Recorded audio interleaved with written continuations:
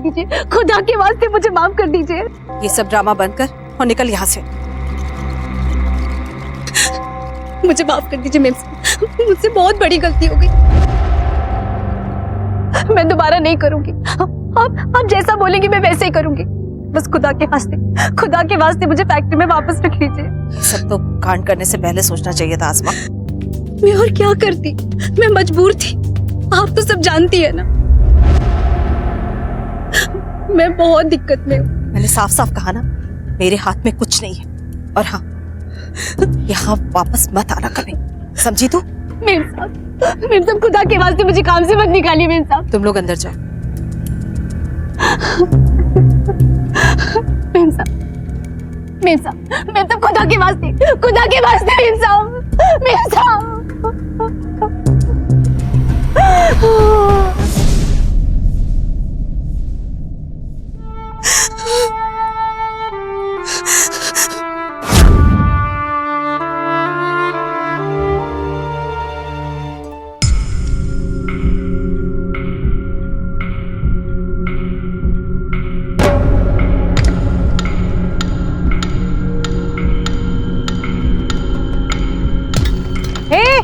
कौन हो तुम?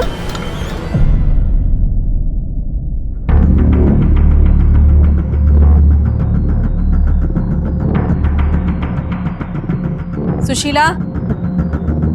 जी मेम साहब। इन्हें जाकर अपना कमरा दिखा दो। ठीक है। तुम लोग जाकर रेस्ट करो, कुछ चाहिए होगा तो बता देना। ठीक, चलो।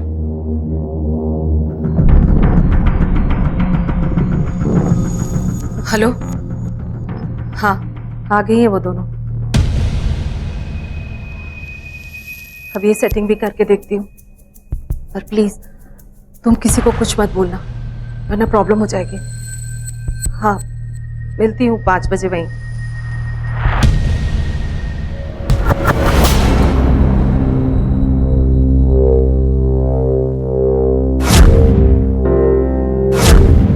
भैया हमारी बात मानो, हमें बस एक बार साहब से मिलने दो, हम बहुत दिक्कत में हैं। साहब ने मना किया है, आप अंदर नहीं जा सकते। हमारी गलती क्या है और साहब ऐसा क्यों करे? हमारी बात समझने की कोशिश करिए, हमें बस एक बार। तुम आपकी तेरी मत कर।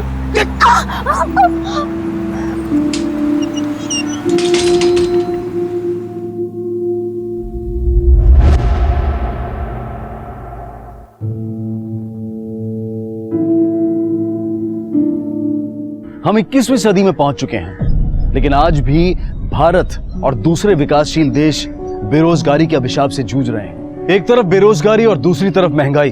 ऐसे में अगर सहारा है तो सिर्फ एक अच्छी नौकरी का, और उसकी तलाश में एक आम आदमी दर दर भटकता है। और अगर कामयाबी मिल जाए तो वो उस नौकरी को अपनी जान से भी ज्यादा बचा कर रखता है। अगर किसी दिन उसकी एक छोटी सी गलती की वजह से वो नौकरी चली जाए तो क्या इस औरत के साथ भी ऐसा ही हुआ था? क्या उसने भी कोई गलती की थी, या फिर बात कुछ और ही थी?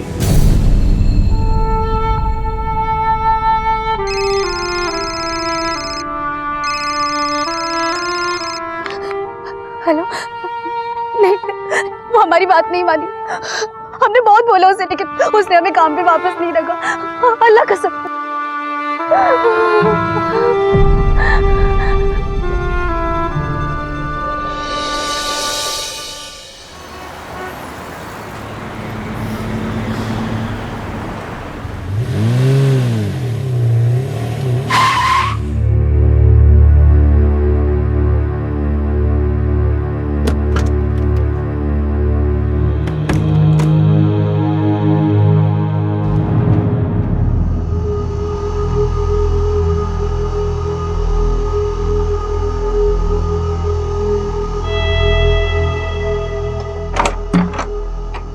हिंदू,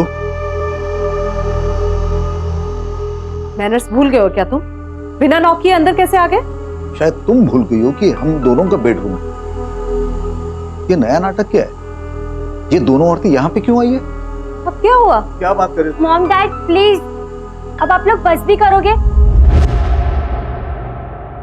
आप लोग को पता है ना कि वो दोनों भी बाहर है। अरे बेटा तुम क्यों चिंता करती हो नमिता? तुम ये सब अपना डियरेस्ट डैडी पे छोड़ दो। ठीक है, छोड़ दिया, लेकिन पेट के चूहे तो नहीं छोड़ रहे ना? बहुत भूख लग रही है डैड। हम तीनों बाहर कहीं डिनर पे चले? हाँ चलते हैं।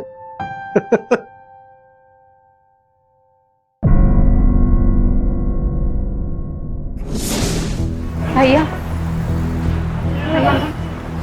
मेरे पास पैसा तो नहीं है, मुझे सिर्फ एक बॉटल चाहिए। अरे चल जा जा यहाँ से। भैया भैया खुदा के वास्ते अगर आपने बॉटल ली तो हमारी जान चली जाएगी, हमारी जिंदगी का सवाल है। बस एक बॉटल।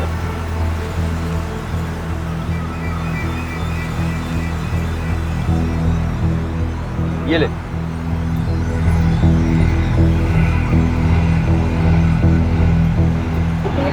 ये चेन।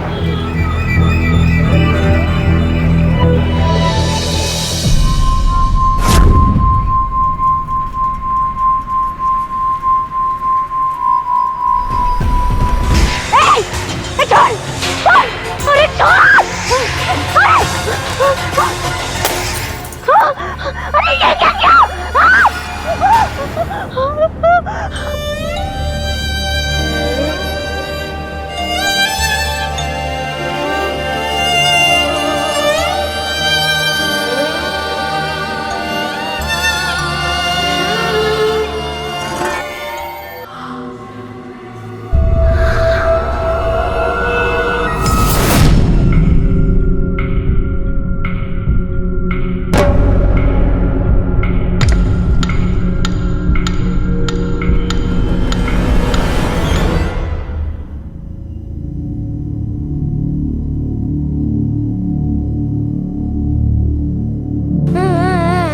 क्या हुआ पिंकू?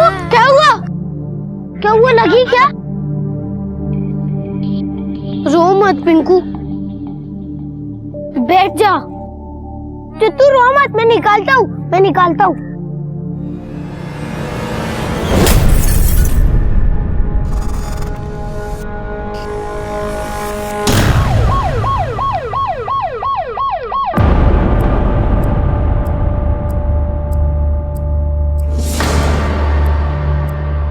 कांस्टेबल, तलाशी लो, आसपास कुछ मिलता है क्या?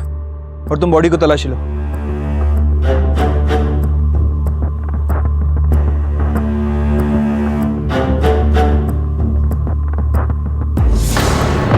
बेरोजगारी इंसान से वो काम करवाती है जिसकी उसने कल्पना भी नहीं की होती है। शायद उस औरत के साथ भी ऐसा ही हुआ था। नौकरी वापस ना मिलने की वजह से वो इतनी मजबूर हो गई थी कि उसने शराब का सहारा लेना चाहा। पुलिस ने उस औरत की लाश को पोस्टमार्टम के लिए भेज दिया, पर अब सबसे बड़ा सवाल यह था कि ये औरत कौन थी और इसकी हत्या किसने की थी।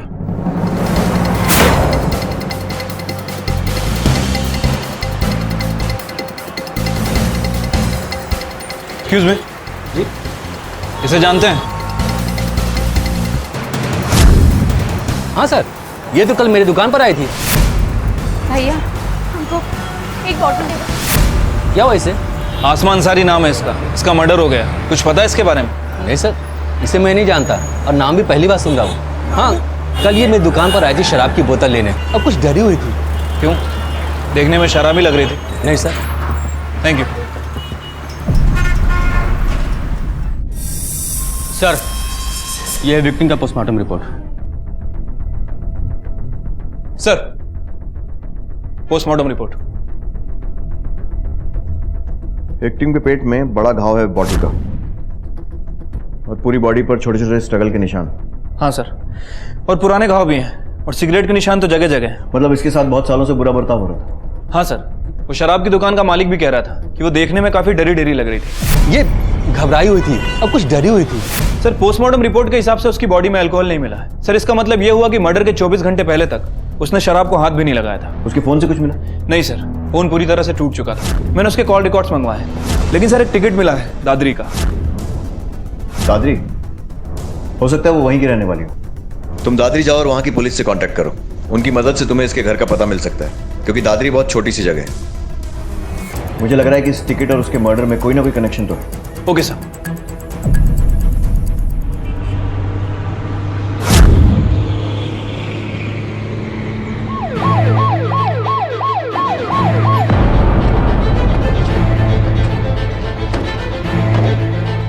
ये आसमा का घर है।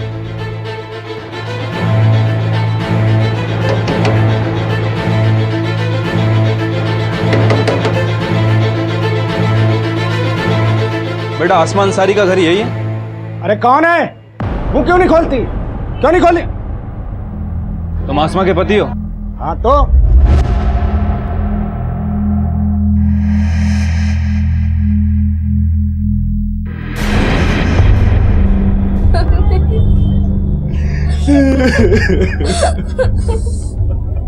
आसमा तू कहाँ चली गई? आसमा मुझे छोड़ के कहाँ चली गई?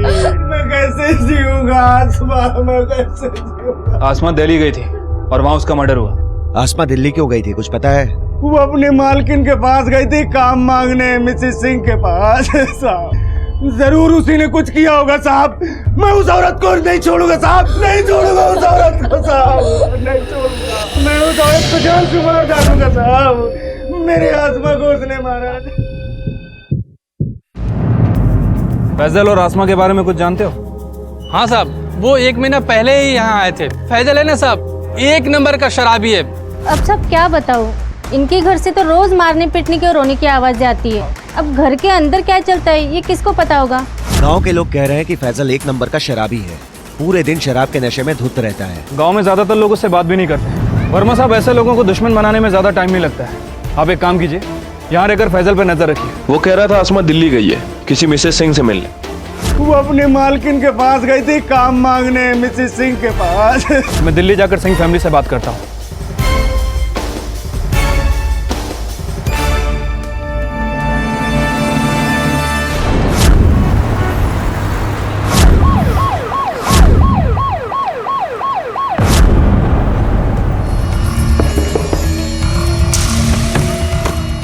सिंह जी इसे जानती है?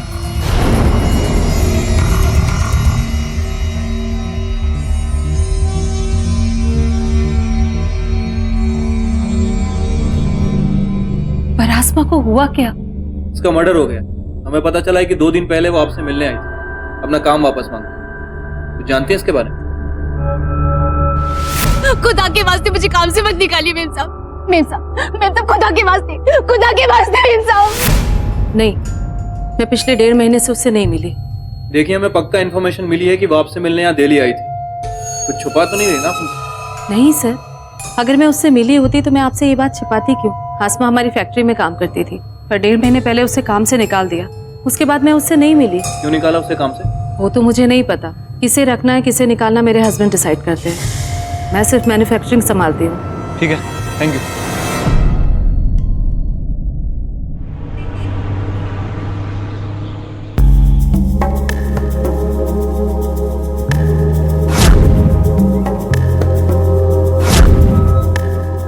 ये कमल सिंह का ऑफिस किधर है?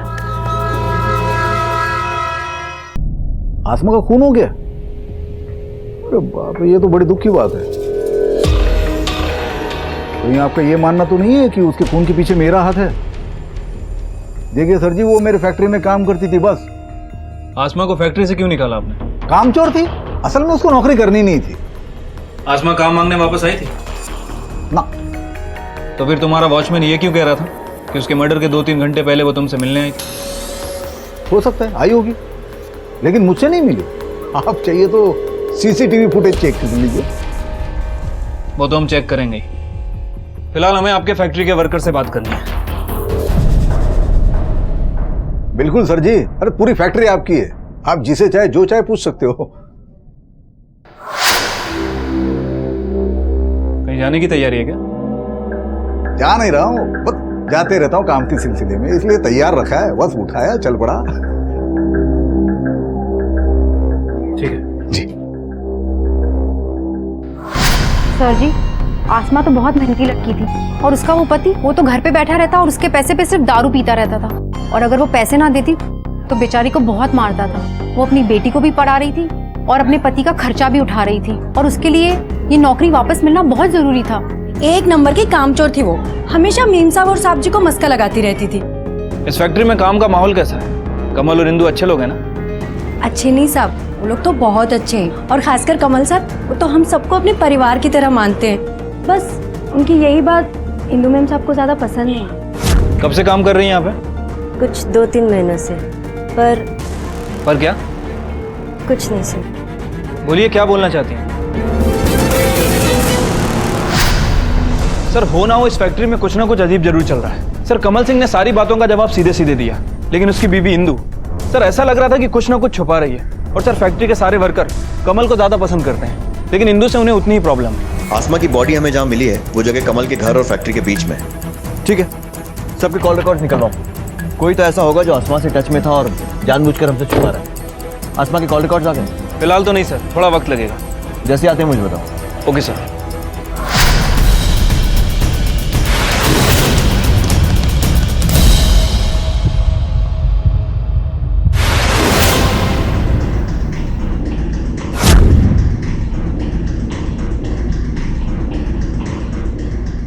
Switch off.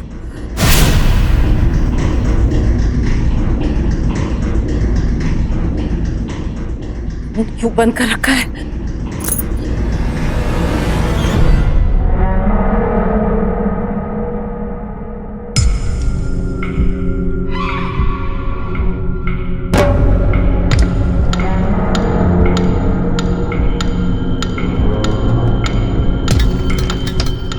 प्लीज कॉल मी, जरूरत है मुझे तुम्हारी।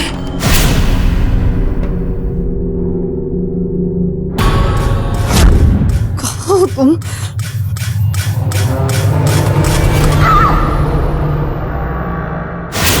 सर आसमा के फोन ट्रायंगुलेशन रिकॉर्ड के हिसाब से जिस दिन आसमा का मर्डर हुआ उस दिन सुबह वो इंदु सिंह के घर गई थी अपना काम वापस मांगने, और फिर वहां से फैक्ट्री, जैसा कि वॉचमैन ने हमें बताया। लेकिन सर उसके मर्डर के कुछ घंटे पहले उसने फैजल को कॉल किया था, और जब हमने फैजल से पूछताछ की तो उसने ऐसा कुछ नहीं बताया। दादरी थाने में कांटेक्ट करो, उनसे कहो कि फैजल पे नजर रखें और तुम इस इंदु सिंह से फिर से मिलो। सर एक मर्डर हुआ है।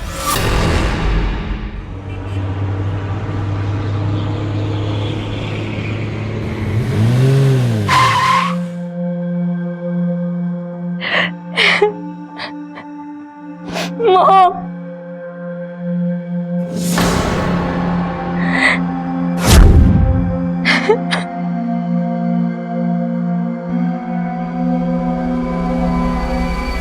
सच को चाहे जितना मर्जी छुपा लिया जाए, लेकिन एक ना एक दिन वो बाहर आ ही जाता है। और इंदु सिंह के झूठ का सच भी बाहर आ चुका था। पुलिस की तहकीकात से ऐसा लग रहा था कि आसमा अंसारी की मौत में शायद इंदु सिंह का हाथ था। लेकिन इससे पहले कि पुलिस उनसे कुछ पूछताछ कर पाती, किसी ने इंदु सिंह के घर में घुसकर उन्हें जान से मार दिया। एक और खून, एक और राज, एक और कातिल। वो क्या राज था जो इन दोनों के मर्डर्स के साथ दफन हो गया? क्या इंदु सिंह और आसमा के मर्डर्स के बीच में कोई कनेक्शन था? क्या जो दिखाई दे रहा था वो एक छलावा था या फिर सच का एक पहलू?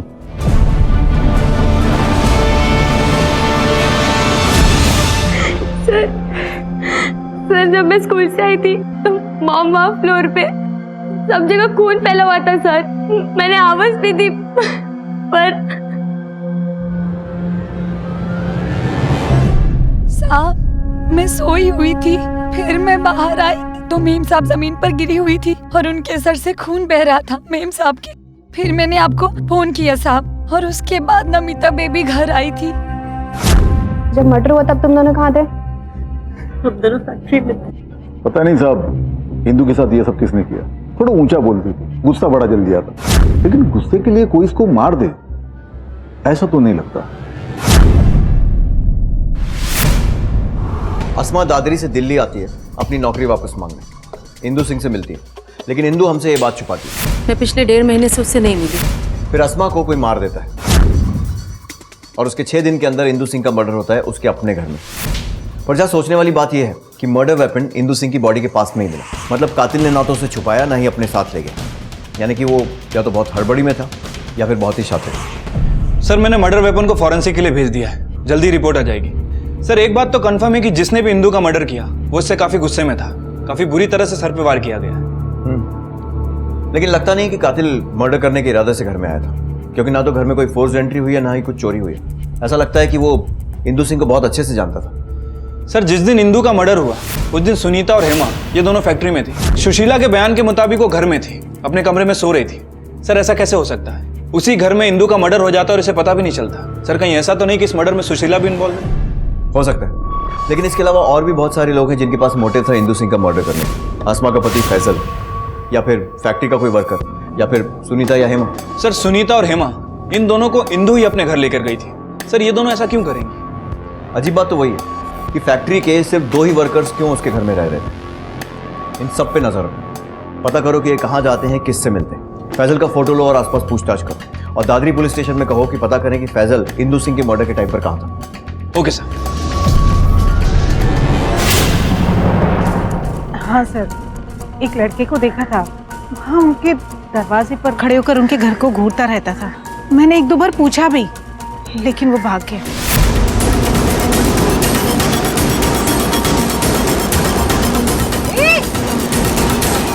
तो फिर से रुक। क्या यही था वो?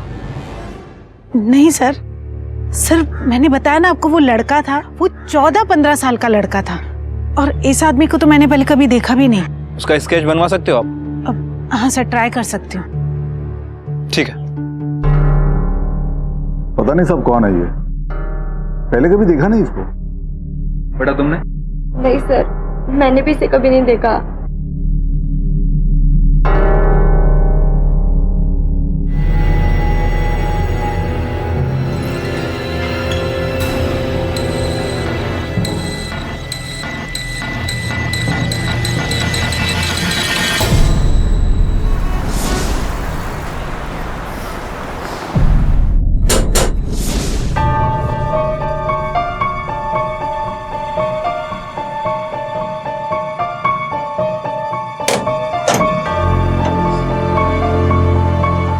फैजल कहाँ है?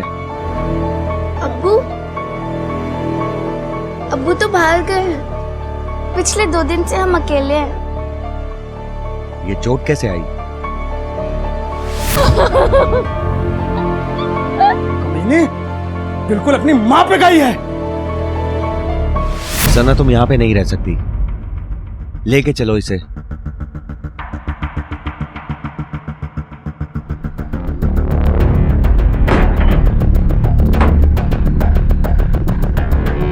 हेलो पवन, मैं वर्मा बोल रहा हूँ। फैजल 2 दिनों से गायब है और उसकी बेटी को भी नहीं पता है कि वो कहाँ है।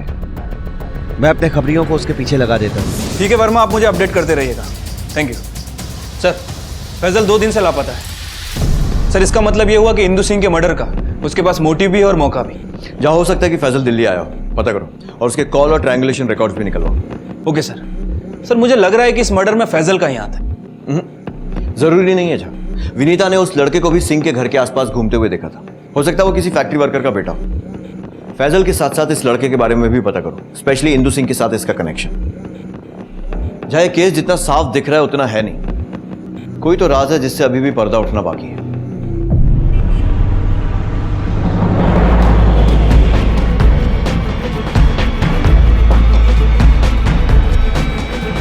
साहब, हम किसी मुसीबत में नहीं पड़ना चाहते। देखिए, अगर आप सच बोल रही हैं तो आपको कुछ नहीं होगा, लेकिन अगर हमें पता चला कि आप कुछ झूठ बोल रही हैं तो फिर आपके लिए अच्छा नहीं होगा। नहीं नहीं साहब, हम सच बताते हैं। हम जानते हैं आसमा को नौकरी से क्यों निकाला था। हमने दूसरी औरतों की बात सुनी थी। क्या हुआ था? मुझे पता है सर ने आसमा को नौकरी से क्यों निकाला। वो क्या है ना, कमल सर अब उससे ऊब गए थे, क्योंकि अब हम जो आ गए उनके पास। हेमा सच कह रही थी, हमने कमल साहब और हेमा को साथ देखा था।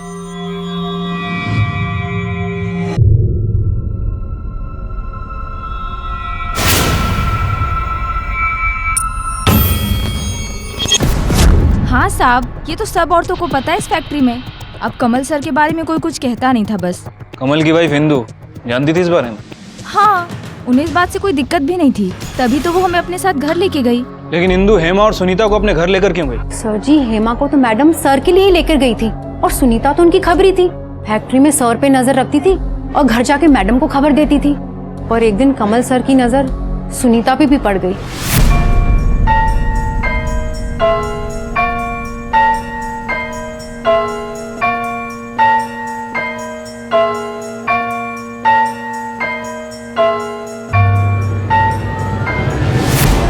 सर, इस कमल सिंह ने अपनी फैक्ट्री को अय्याशी का अड्डा बना रखा है। लगभग हर फीमेल वर्कर के साथ उसका रिलेशन रहा है, और सर आसमा को भी उसने इसलिए काम से निकाला क्योंकि वो उससे ऊब चुका था। इसका मतलब कहीं ये तो नहीं है कि आसमा ने इंदु को कमल की सच्चाई बताई, इंदु ने कमल को कन्फ्रंट किया हो और गुस्से में आकर कमल ने आसमा को मार दिया हो? नहीं सर, फैक्ट्री के वर्कर के हिसाब से इंदु इन सब चीजों के बारे में जानती थी। सर हेमा जिसके साथ कमल का रिलेशन है, और सुनीता जिसके साथ कमल रिलेशन बनाना चाहता है। इन दोनों को ही वो अपने घर ले आई थी। सर, एक पत्नी अपने पति को अय्याशियों का बढ़ावा क्यों देगी?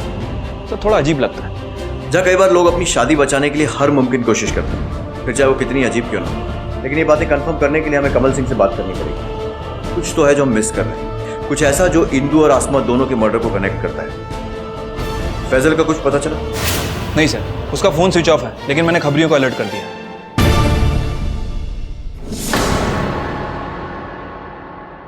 लीजिए सर, पानी लीजिए। और क्या पियेंगे, चाय कॉफी? वो सब छोड़िए मिस्टर कमल, और सीधे सीधे हमारे सवालों के जवाब दीजिए। ये बताइए कि क्या फैक्ट्री में काम करने वाली औरतों के साथ आपके संबंध थे? जी हाँ, लेकिन ये बात तो खुली किताब की तरह साफ है। इंदु भी जानती थी इस बारे में, इसीलिए तो हेमा और सुनीता को घर पर लेकर आई थी ताकि मुझे बाहर न जाना पड़े। सर जी, मेरी तरह मेरी वाइफ की भी अपनी लाइफ थी। मेरी फैक्ट्री का एक सप्लायर है आशीष, उसके साथ उसका अफेयर था।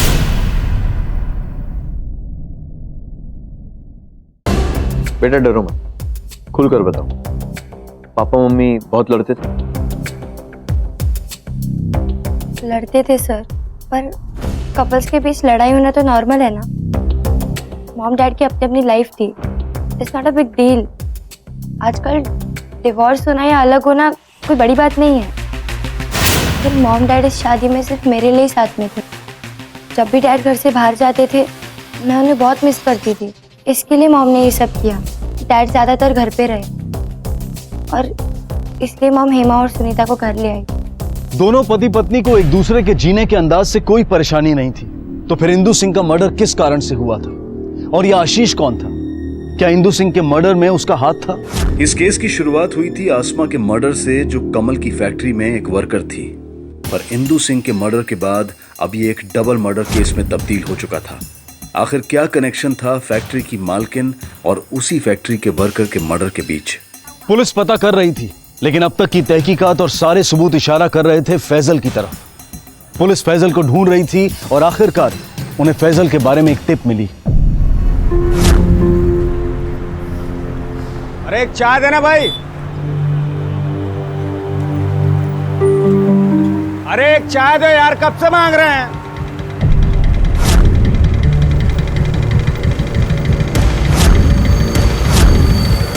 रुक फैजल, अरे रुक, उठ, चल तुझे चाय पिलाता हूं थाने में स्पेशल, चल।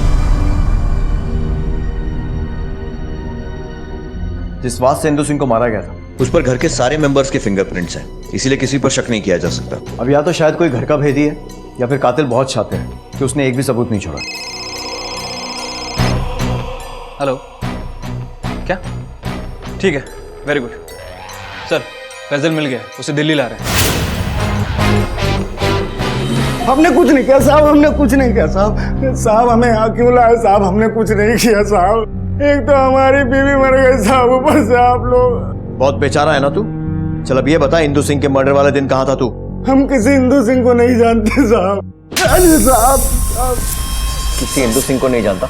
हाँ, ये तो जानता है ना कि पिछले 3 दिन कहाँ था। गांव वालों ने तुझे बस में चढ़ते हुए देखा था और उसके बाद तू दिल्ली आया था, और दिल्ली में भी बस स्टॉप पे लोगों ने तुझे देखा है। अब बोलेगा बोल।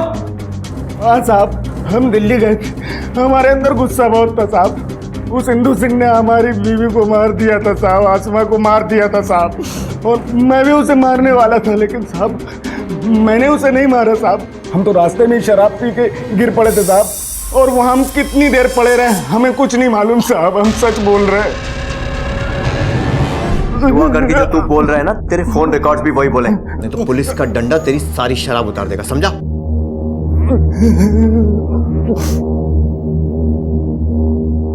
क्या लगता है जान? सर, ये फैजल एक नंबर का झूठा इंसान है। अपनी बीवी के मरने के बाद इसने अपनी बेटी सना को बहुत मारा।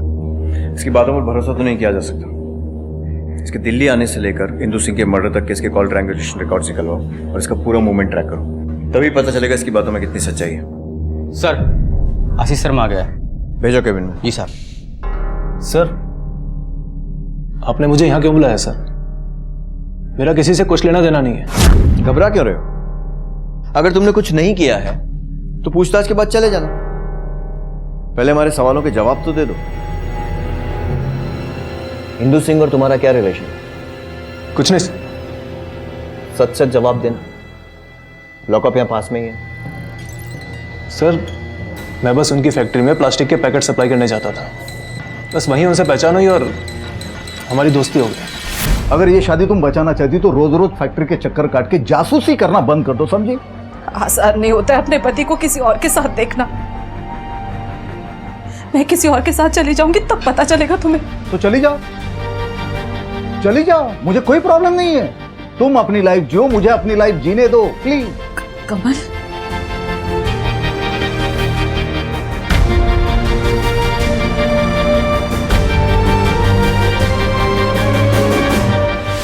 और फिर बात दोस्ती से आगे बढ़ गई और तुम दोनों में अफेयर हो गया। नहीं सर। लेकिन जब तुम्हें पता चला कि इंदु तुमसे नहीं बल्कि अपने पति कमल से प्यार करती है तो तुम्हें गुस्सा आ गया और तुमने उसे मार दिया। नहीं सर, मैंने ऐसा कुछ नहीं किया सर। मेरे और इंदु के बीच में दोस्ती से ज्यादा और कुछ नहीं था सर। या तो तुम झूठ बोल रहे हो या फिर वो लोग जिन्होंने तुम दोनों को साथ में देखा था। इंदु का पति कमल सिंह और ये इंदु के फोन कॉल रिकॉर्ड्स, क्या ये सब झूठ है? सर ना तो वो झूठे हैं और ना मैं। अफेयर का झूठा नाटक। इंदु तुम पागल हो गई हो क्या? आशीष प्लीज, मेरे लिए, हमारी दोस्ती के लिए। कमल को जब ये पता चलेगा कि हम दोनों साथ हैं तो उसे मेरी इंपॉर्टेंस रियलाइज होगी और वो मेरे पास वापस आ सकता है। तुम्हें मेरे इस नाटक में साथ देना होगा आशीष, प्लीज। सर मैं ये नाटक नहीं करना चाहता था, लेकिन दोस्ती की खातिर मैं मान गया। कमल और बाकी सब लोगों को लगने लगा कि इंदु और मेरे बीच में कुछ है, लेकिन सर वही हुआ जो मैंने सोचा था। कमल को इस बात से कोई फर्क ही नहीं पड़ा, बल्कि उसकी अय्याशियां तो और ज्यादा बढ़ गई। सर मैंने इंदु से कहा था कि हमें ये नाटक बंद कर देना चाहिए, लेकिन वो नहीं मानी। अच्छी कहानी है, लेकिन अगर तुमने इंदु को नहीं मारा तो उसके मरने के ठीक एक दिन पहले अपना फोन स्विच ऑफ क्यों कर लिया था और डिस्कनेक्ट भी करवा दिया? सर वो उन दिनों मेरे फोन पे अचानक बहुत सारे ब्लैंक कॉल्स आने लगे थे, वो भी अलग अलग लैंडलाइन नंबर से। सर मैंने उसकी पुलिस कंप्लेंट भी की थी, लेकिन वो नंबर ट्रेस नहीं हो पाए, इसीलिए मैंने अपना नंबर डिस्कनेक्ट किया और नया नंबर ले लिया। फिर कुछ दिन के लिए मैं शहर से बाहर गया बिजनेस के काम से, और जब मैं वापस आया तो मुझे इंदु के बारे में पता चला। मुझे बहुत बुरा लगा सर। ठीक है, फिलहाल के लिए जा सकते हो, लेकिन शहर छोड़कर मत जाना। जी सर।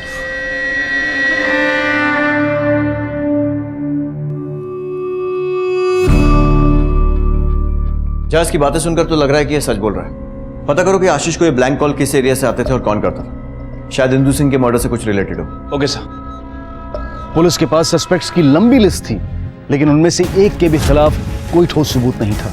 इस कोहरे को हटाने के लिए पुलिस ने दोबारा पूछताछ शुरू की।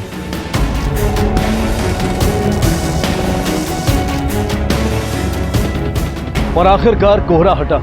पूछताछ करने के बाद पुलिस को 2 सुराग मिले और दोनों को फॉलो करने के बाद जो सच सामने आया वो बेहद चौंका देने वाला था। सर आशीष को जितने भी ब्लैंक कॉल आए थे वो एक ही एरिया के अलग अलग पीसीओ से किए गए थे। सर उनमें से एक पीसीओ के मालिक ने इस लड़के को पहचान लिया। सर ये वही लड़का है जो आशीष को बार बार कॉल कर रहा था। हमारी एक टीम उस एरिया में इस लड़के के बारे में पूछताछ कर रही है। सर उम्मीद है कुछ हाथ लगे। जहाँ आशीष और इस लड़के के बीच में जरूर कुछ हुआ होगा, शायद इंदु सिंह को लेकर। इसीलिए ये इंदु सिंह के घर के आसपास भी छुपा हुआ था। हो सकता है कि इंदु सिंह के मर्डर में इसका कुछ हाथ हो, लेकिन इसका मोटिव क्या हो सकता? और कहीं ऐसा तो नहीं है कि आसमा के खून से भी इसका कुछ लेना देना है? इन सारे सवालों के जवाब अब यही दे पाएगा। सना, क्या तुम्हारे अब्बू तुम्हारी अम्मी को मारते थे? हाँ साहब, रोज मारते थे। जब अम्मी की नौकरी चली गई तो अब्बू ने कहा कि जब तक नौकरी वापस ना आए घर ना आना, इसलिए अम्मी दिल्ली चली गई। ये कब की बात है? साहब अम्मी की मौत के एक दिन पहले। मैंने बोला ना तू काम पे जा, काम पे जा। हमने कहा ना हम वहाँ वापस नहीं जाएंगे। वो साथ मेरे काम के आड़ में हमारा गलत इस्तेमाल किया है और अब वो सना के साथ भी वही करेगा जो उसने मेरे साथ किया है। अब तू काम पे जाएगी। अगर मुझे शराब के लिए पैसे नहीं मिले तो तुझे जान से मार दूंगा और इसको बेच दूंगा, समझी तू? अब काम पे जा, काम पे जा।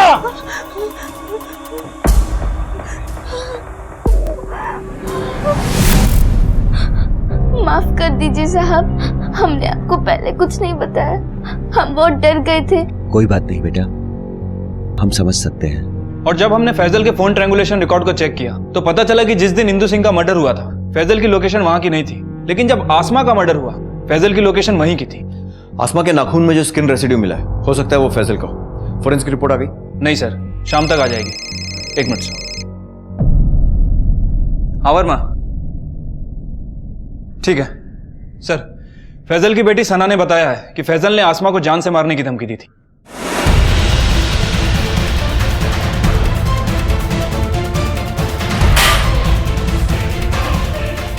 साहब साहब साहब साहब का मारो साहब साहब साहब साहब क्यों मारो साहब? बहुत मजा आता है ना तुझे अपनी बीवी और बच्ची को मारने में। अब हम मजा लेंगे। साहब माफ कर दो साहब साहब साहब साहब माफ कर दो साहब माफ कर दो। क्यों मजा नहीं आ रहा है? अभी आएगा जब सिगरेट से जलाकर निशान बनाएंगे ना तो बहुत मजा आएगा। साहब मत मारो साहब, मत मारो साहब। देख फोरेंसिक रिपोर्ट आने के पहले सब कुछ सच सच बता दे, वरना पूरी बॉडी पर इतने निशान बनाऊंगा सिगरेट से कि गिनती भूल जाएगा। चल बोल। साहब हम सच बोल रहे हैं, हमने कुछ नहीं किया साहब, माफ कर दो साहब। तू ऐसे नहीं बोलेगा ना? जा सर एक सिगरेट और लाइटर लेकर आ। साहब रुको साहब, हम सब बता रहे हैं, सच बता रहे हैं साहब। सिगरेट से मत जलाना साहब। साहब आसमा ने हमसे कहा कि वो हमारे लिए शराब लेके आएगी और नौकरी भी करेगी, लेकिन वो साली। जबान संभाल के बात कर। साहब हम उसको मारना नहीं चाहते थे, लेकिन वो बोली उसे नौकरी नहीं मिल रही है, तो हमको बहुत गुस्सा आया साहब। हम उसके पीछे पीछे दिल्ली आए। छोड़ छोड़, अरे छोड़, अरे ये क्या किया?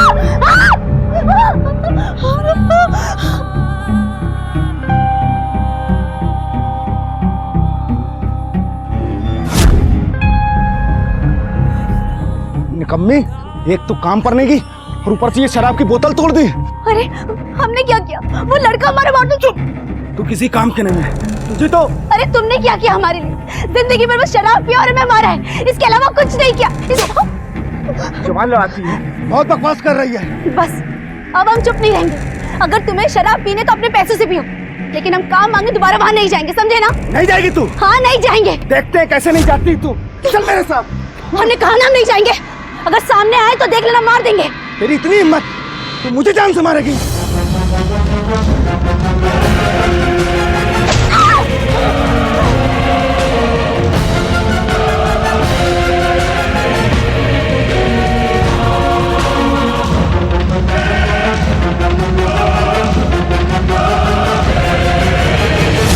अरे साहब अब सीधे से ये बता कि इंदु सिंह का खून कैसे किया? साहब हमने इंदु सिंह को नहीं मारा है साहब, हम सच बोल रहे हैं साहब, हमने इंदु सिंह को नहीं मारा साहब। जहाँ मुझे लगता है कि फैजल शायद सच बोल रहा है और इंदु सिंह का मर्डर किसी और ने ही किया है। उस लड़के के बारे में पता करो, एरिया को दोबारा छानो और खबरियों को एक्टिव करो। अब ये लड़का ही हमें सच तक पहुंचाएगा। ठीक से याद करके बताओ कि क्या पहना था उसने। कुछ अजीब बात नोटिस की तुमने? हाँ सर जी, एक बार वो स्कूल यूनिफॉर्म में आया था कॉल करने के लिए। क्या हुआ, इतना डर क्यों रहा है? नहीं, कुछ नहीं। सर उस लड़के का पता चल गया है, वो जीएस प्राइवेट स्कूल में पढ़ता है और सर स्कूल वालों ने कंफर्म किया है कि ये उन्हीं के स्कूल की यूनिफॉर्म है। तो पकड़ में आ ही गया तू। चल बोल, इंदु सिंह को क्यों मारा? सर मैंने किसी को नहीं मारा। देख तुझे उसके घर के आसपास देखा गया, छुप छुप कर दाकाझाकी करता था ना, और आशीष को भी ब्लैंक कॉल्स तूने ही किए। छुपाने से अब कुछ नहीं होगा, सीधे से बता दे क्यों मारा उसे। सर मैं मानता हूँ मैं उन्हें मारने वाला था, पर फिर मैंने उन्हें नहीं मारा। चल ठीक है, मान लिया कि तूने नहीं मारा, लेकिन तू मारने वाला था। क्यों मारने वाला था? देख जब तक तू खुलकर सारी बात नहीं बताएगा तेरा विश्वास तो हम बिल्कुल नहीं करने वाले। चल बोल बोल।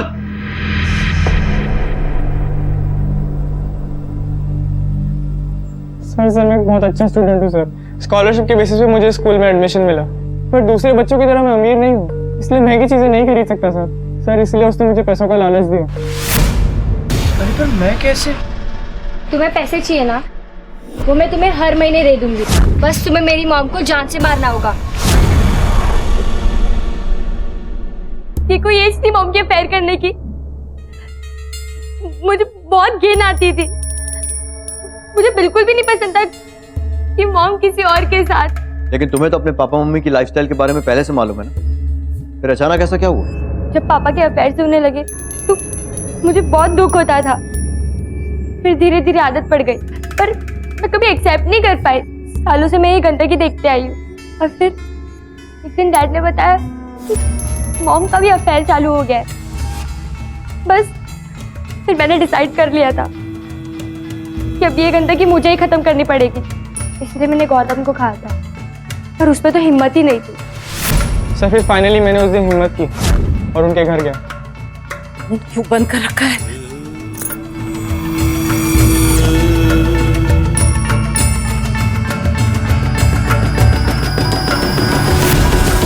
गौतम को मैंने कब से बोला हुआ था, पर वो कुछ कर ही नहीं रहा था। और मॉम ने भी सारी बेशर्मी की हदें पार कर दी थी। उस दिन जब मैं स्कूल से लौटी तो मॉम उस आशीष के लिए बेचैन हो रही थी। प्लीज कॉल मी, जरूरत है मुझे तुम्हारी। बस मुझसे ये सब देखा नहीं गया और मैंने गुस्से में आके मॉम को